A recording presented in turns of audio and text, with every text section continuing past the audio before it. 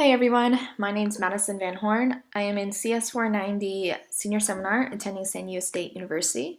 Today I'm going to present about data analysis and using a specific programming language that can help us analyze acoustic telemetry data to track sharks. So I'm going to cover a few things today. I'm going to go over a little background about the topic. I'll then show examples of applying these concepts with one of the recommended programming languages for data analysis, which is R. And then I will discuss some of the issues that can be discovered with the use of data analysis using programming languages. And a little side note, this data was collected by the Shark Lab at Long Beach State University. I did a project with them, which is how I have some of this information and some of the code. And so moving on, they study sharks and they use modern technology to track them. And this can be important because we can figure out ways to better conserve and restore depleted populations, not just with sharks, but with other animals. And so how they collect data about them is they use receivers and transmitters. This is one of the receivers they have placed in Catalina Island. And they also have about 53 receivers along the coast of California. And one of the issues with receivers is that it can be difficult to keep track of more than one shark when nearby the receiver. And there's also other issues as well, such as environment conditions. That includes weather, waves, location that can affect the receiver's ability to detect sharks. And so we also have the transmitters. We usually use the V16 and the V13. The V16 is placed internally inside the shark as shown on the right, and the V13 is placed externally on a fin. And so with the data collected from the transmitters and receivers, we have about 46,000 detections from 4 different sharks. And so moving on to the code, I already included some of the libraries, and I extracted the data and put it into a data frame. So I did that just to save some time. I also cleaned up some of the data. That's an important thing with data analysis, is that you must have appropriate data and clean data. So what I mean by that is that I changed some of the date and time, and I changed the types of the receiver and transmitter to factors, just like general housekeeping. And so now let's plot the data to get a better feel of what we are working with. First things first, we need to figure out our max and mins within the data, specifically with the latitude, because that's what we'll be plotting. And luckily R has quick and easy to use function to figure this out.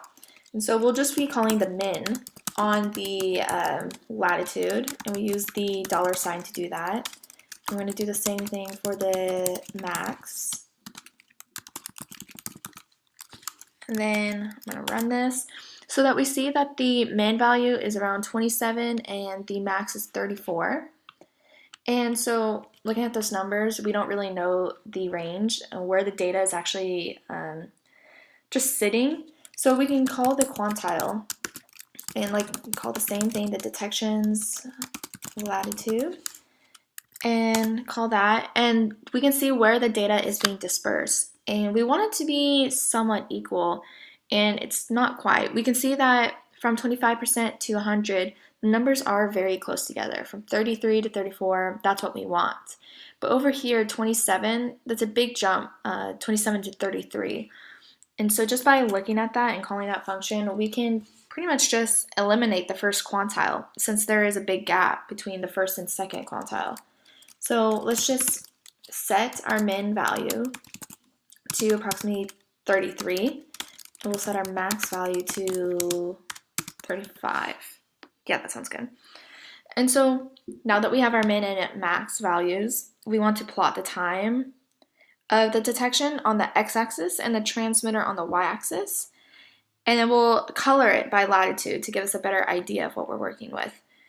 And so we're going to be using ggplot, which can create really cool graphics. I'm just going to do a basic one to show you the idea, but we're going to do shark plot, and we're going to call ggplot.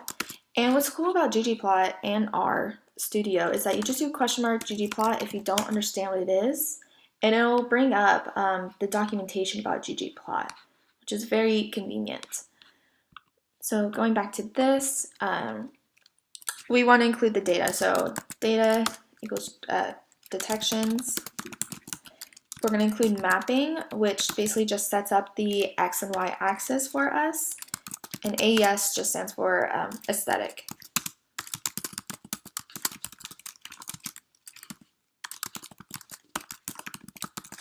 So there's that.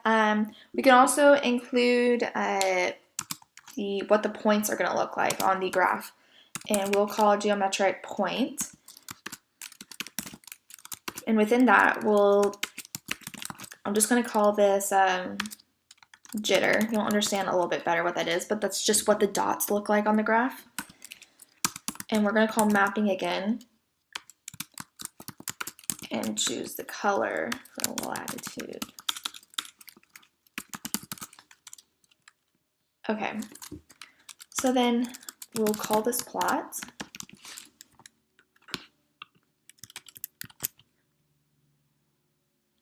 Oops. Okay, let's try this again. We'll go over to the plot section. And this comes up. We have our date time in the transmitter. We have the 4 different sharks. And we have the latitude. And so this is kind of hard to read. We can make this a multicolored. We can definitely improve what this is looking like. We can even see the latitude range is too large. Most of the data is concentrated in the minimum lateral latitude range and the min lat or max lat. And so we can include that as well. And so we can improve it with, let's say, shark plot 2. And so we're going to call shark plot again because we want what we typed already. And we can just add on to that with the plus sign, which is a nice feature. We don't have to retype everything. We're going to call this scale color continuous. And so that just helps us create a 2-color gradient. And so within that, we are going to set the limits, and we're going to use the limits of our min lat and our max lat.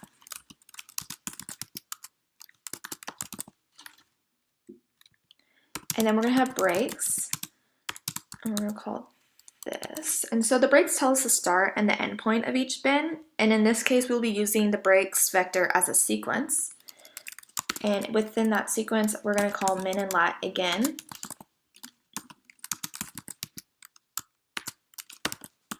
Okay, and then we're going to set it to 2.2 just to try. We're going to call it na.value. And if you look at the documentation, this is all included. I'm not just like adding stuff in. So if anything confuses you, you can do that question mark and the scale color continuous. But the na.value is a color we use for missing values. I'm just going to set this to orange. And then the guide, so I'm going to change this. Let's make it into a color bar.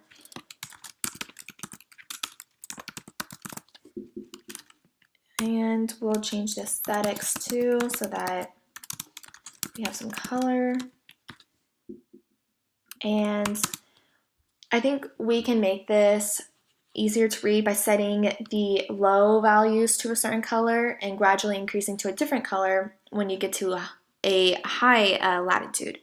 So we can do that by just doing low equals, let's do dark orange, and the high equals dark orchid. Let's just do that. So it's going to be a dark orange and a purple color.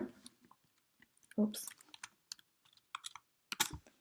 And we also wanted to fix this, the legend. And so we can just call theme, and then we'll include legend.key.height. And we're going to set that to a new value. Let's try 0.1. Okay. Let's see if I messed anything up. And then we're going to call shark plot 2.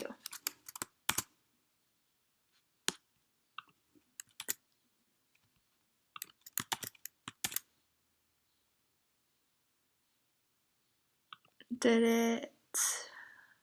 What am I missing?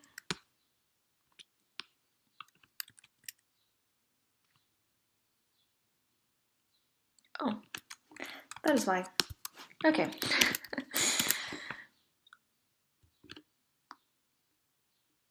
Just give it a moment. Okay, so this is definitely a little easier to see because we can see the gradual change in colors with the latitudes. And so this is just a basic example, but it helps us visualize the data more. We can see like where the shark is going to. And though this is just a basic example, this is a great starting point because then we can move on to actually showing like where the shark is going. And this is a video that my colleague made, and you can see sorry, it takes a while sometimes. Okay, so that you can see that they're using the latitude ranges for this. And this black dot is a shark, and we can potentially see the shark move. And later on, we can even connect the temperature to the waters. And so we can see that the shark is moving down when the waters are cooler, and it's going to a lower number in latitude, trying to find the perfect water temperature for him. And the same thing shows on this one. It's too cold up here. It's going down, and it's eventually going to get to warm water here, and it's going to go up this gulf. And so visualizing this data shows like where the shark is going, why it's going, and can show us so much more. And so with the use of R to help visualize and analyze the data, we can detect and answer why these sharks are leaving certain areas. And this can bring us into social and ethical issues, like why are they moving? Are we overfishing? Is there other variables? Obviously this could be a sign of global warming with why they are moving so much into certain areas. This helps scientists look at the data and try to go to that area where that shark was and just basically observe what is going on with our oceans. And so to conclude with this, just analyzing and visualizing the data with the use of languages such as R. You could also use Python as well. That's an up-and-coming data analysis tool. It can help us answer not only our own scientific questions about species, but can answer other questions researchers are studying, such as if a shark has left a certain area. Improvements that we can make is ideally we want to collect data over a large range of time, preferably 10 years. I mean, for sharks, it can be hard because we come into an issue of batteries since the V16, which is the transmitter that is placed internally. It only can last about 10 years worth of data. And the expense is something you also have to worry about. But we would also consider new libraries that we could use to drastically improve the visualization of data with R or Python. Maybe something to consider is looking into Python's packages and seeing if their graphics are looking better to accurately showcase the data. And so I just wanted to show you how data analysis can be used with the use of R to help us answer some of the scientific questions that we are looking for. Thanks for listening, and I'll see you next time.